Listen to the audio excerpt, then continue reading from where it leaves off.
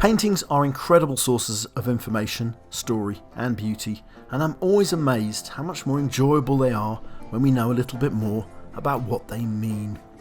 We are going to take a look at the fascinating background to one of the very greatest paintings of all, The Ambassadors by Hans Holbein.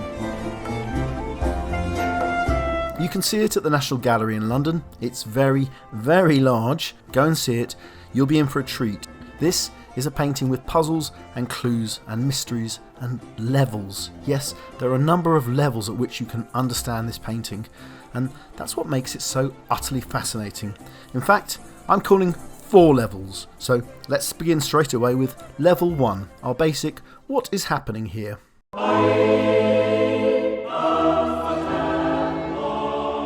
We have a portrait of 2 people.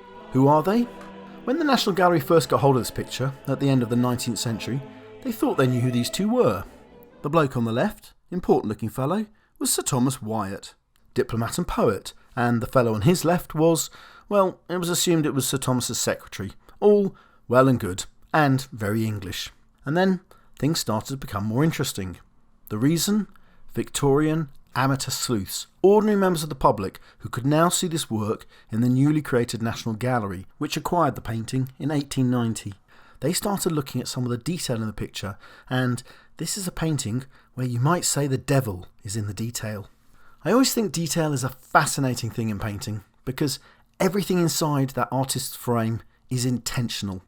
Look at films. A director generally tries to control everything in the frame as much as they can, but they cannot always do so. Sometimes random things will happen, but because the eye doesn't necessarily notice them, the director can choose to keep those random things in.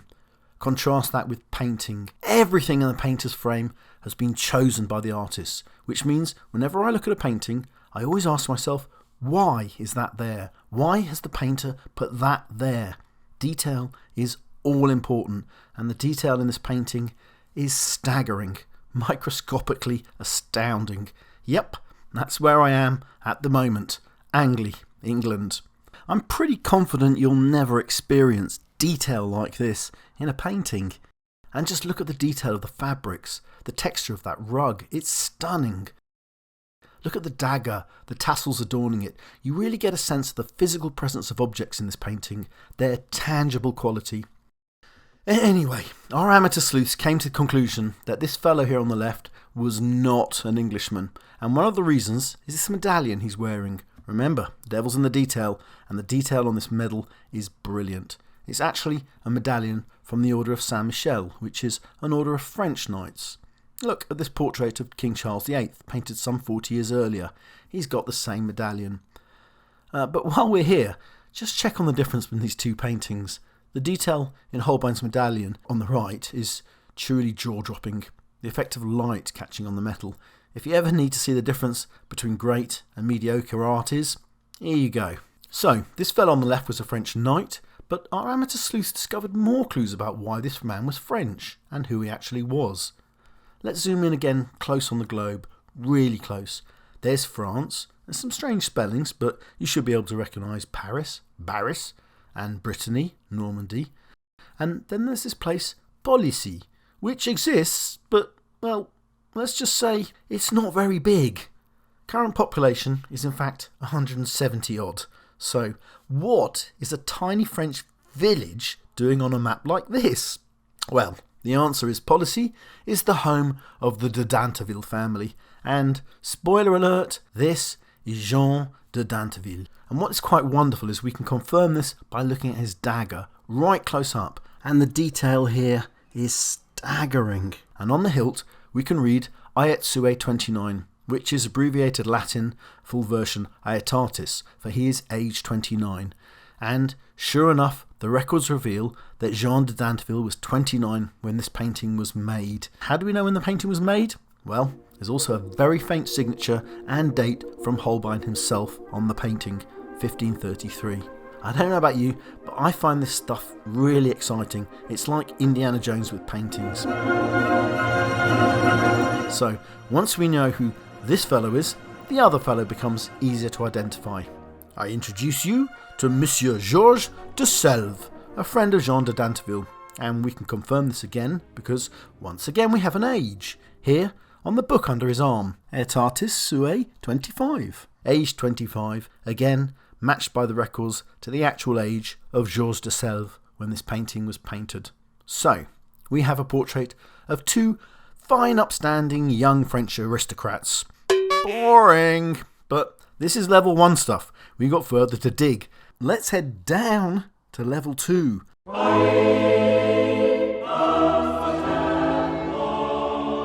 This is a painting symbolic of the age it was painted in, 1533, which means these two gentlemen are gentlemen of the Renaissance.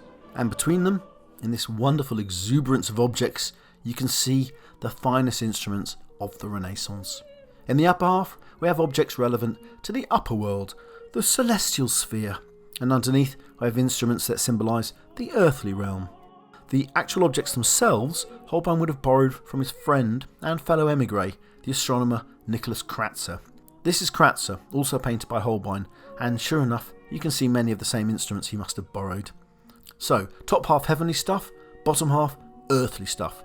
You know, stuff we humans do down on Earth. So, for example, music, represented by this lute, and those flutes, and this music book. And on the other side, a book representing mathematics, a compass, and of course, the globe, the earthly realm. And so, these two men stand proudly together with some of the finest objects of knowledge of the Renaissance displayed between them. This is a portrait, apparently, of the achievements and the confidence of the Renaissance.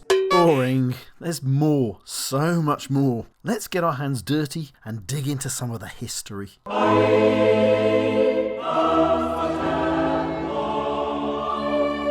We know who these men are, but we also know what they do, as signalled by the painting's title, the ambassadors. So, the fellow on the left is Jean de Dinteville, the French ambassador to the English court of Henry VIII.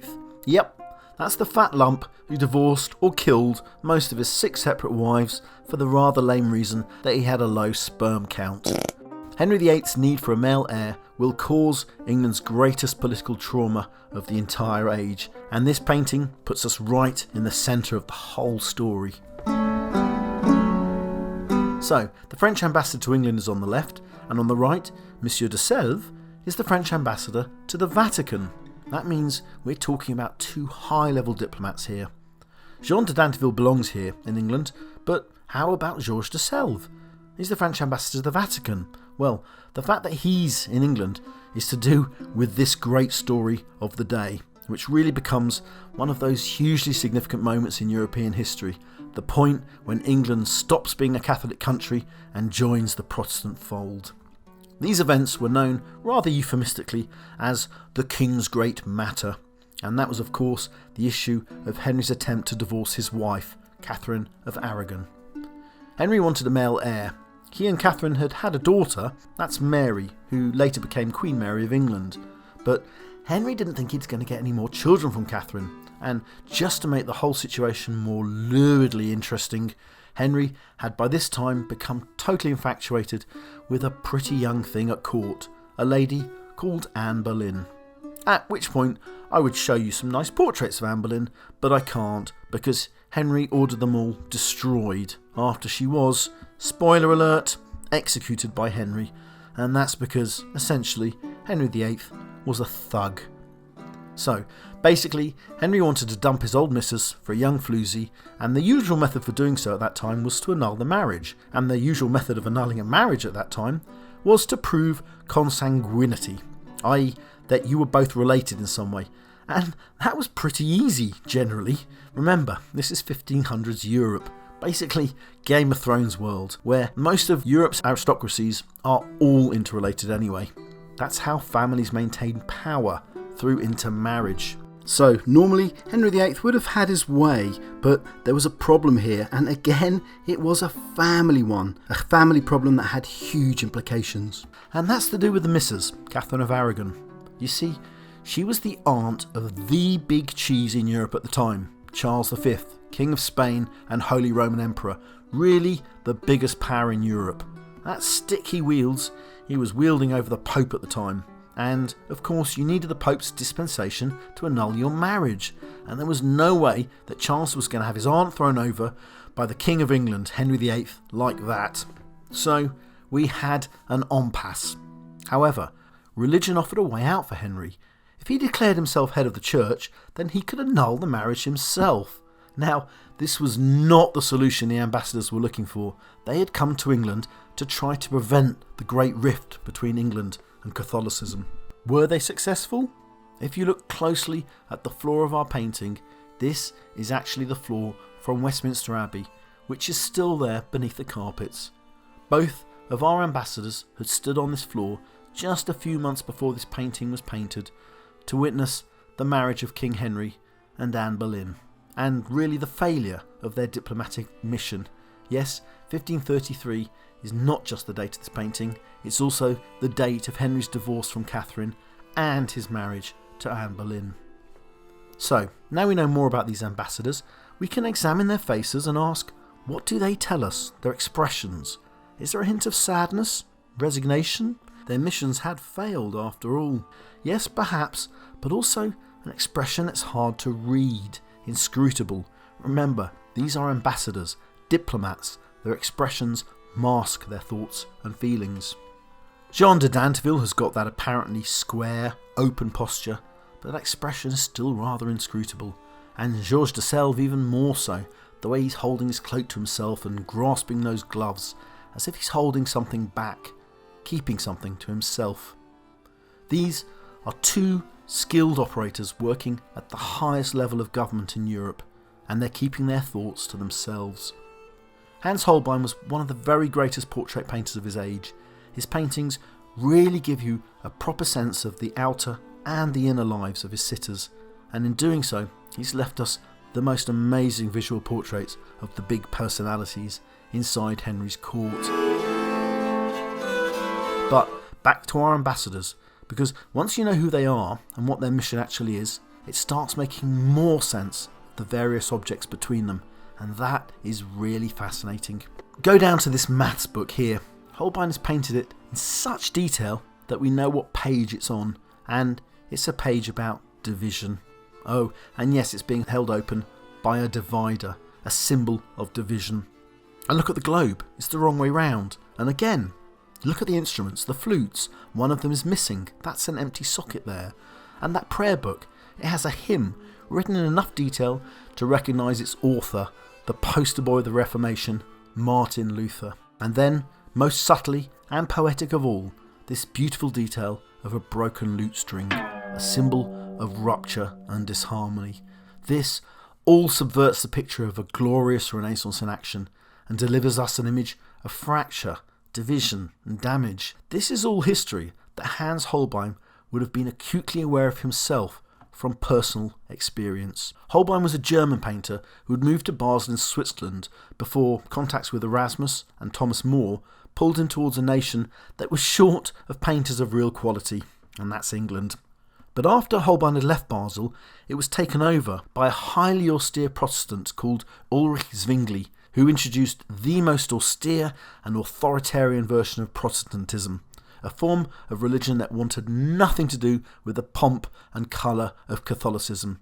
This is an extreme version of something that the Reformation was causing across Europe, where many of its churches and cathedrals were stripped of their paintings, statues, colours, patterns and works of art. Protestant churches, under the Reformation, were becoming austere places. It was, I'm afraid, cultural vandalism. This process was taken to an extreme by Zwingli and his supporters in Holbein's old hometown of Basel. Here, they carried out iconoclasm, literally, the destroying of icons. Even paintings were deemed suspect, and many were burned in Basel, including, almost certainly, some of Holbein's own works.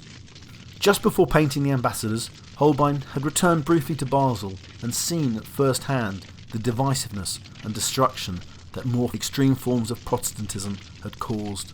And Holbein represents that division and rupture with subtle images like the broken lute string, and less subtle images like this gush of bone that tears across the bottom part of this canvas. And that leads us into our fourth and final level of understanding this wonderful painting.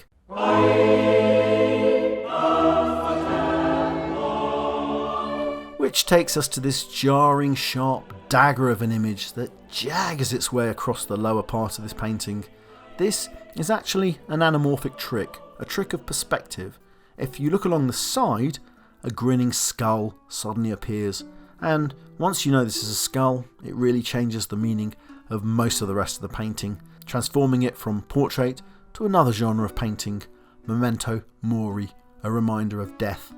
Often with works like this, you'd have a collection of things, objects with a skull, the skull basically acting as a reminder of life's transience and the permanence of our eventual death.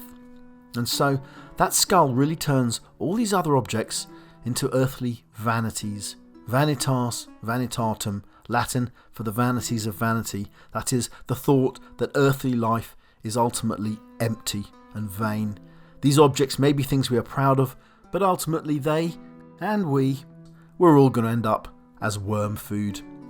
If you look very, very closely at Jean de Dinteville's cap, you can make out a skull on that too, another reminder of this presence of death, memento mori, remember, you will die. And so this jarring diagonal that really runs up on an opposite angle to the rest of this very, very square frame, this suggests there is another angle with which we can look at existence, another angle outside the usual earthly vanities. And then there's this other beautifully subtle object up here in the left corner. It's a crucifix, just peering out from behind the curtains, and it takes you down another opposing diagonal line to show you there is yet another way, another perspective with which to look at life and existence. Death will eventually conquer all our earthly vanities, but religion, Christ specifically, offers an alternative view and an alternative redemption. It's a truly amazing painting. You've got this close attention to objects, to things, to the physical reality, the feel and texture of our physical space. And then, below that, you have a complex, symbolic and political commentary happening here. And then at the same time, underneath that, there's a metaphysical layer, a message from a different dimension. There's another reality that exists at a different plane to our own. So there you have it, a life-size painting that is stuffed full of fascinating symbols and meaning, and stuffed full of fascinating history, whilst at the same time paying the most delightful and refined attention to texture, colour and detail. It looks incredible in real life. Go to the National Gallery, see it and swoon. Thanks for listening. Please like and subscribe.